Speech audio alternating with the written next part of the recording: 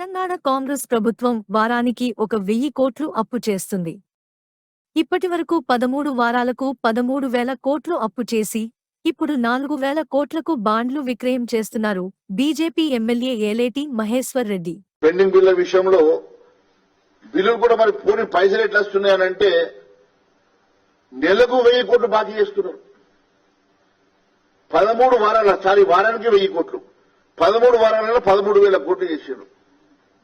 13 వారాలలో 13,000 కోట్లు బాకీ తీసుకొచ్చిర్రు. మళ్ళా ఇప్పుడు కొత్తగా బాండ్లు ఇవాళ అర్రాసుకు పెట్టిర్రు.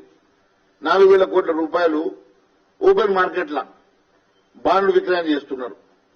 అంటే మళ్ళా 4,000 కోట్ల రూపాయలు మళ్ళీ ఈ మార్చి కాగానే ఏప్రిల్ కోసం మళ్ళీ 4,000 కోట్ల రూపాయలు. అంటే జీతాలు ఏదెందుకు బాకీలే, బిల్లులు ఏదెందుకు బాకీలే. మరి ఈ రాష్ట్రం ఏ రకంగా మరి ముందుకు పోతుందో మాకు అర్థం కావడం లేదు. కానీ వారానికి 1,000 కోట్ల రూపాయలు బాకీ చేసిన తర్వాత రేపు ఈ రాష్ట్ర పరిస్థితిని ఆలోచన చేస్తేనే చాలా భయమైతా ఉన్నది.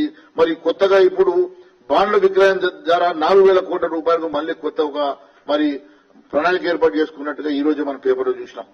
అంటే ఎంత ఘోరమైనటువంటి పరిస్థితి ఈ రోజు ఆర్థిక పరిస్థితి ఈ రాష్ట్రంలో ఉన్నదో దీన్ని బట్టి చాలా స్పష్టమైతా ఉన్నది.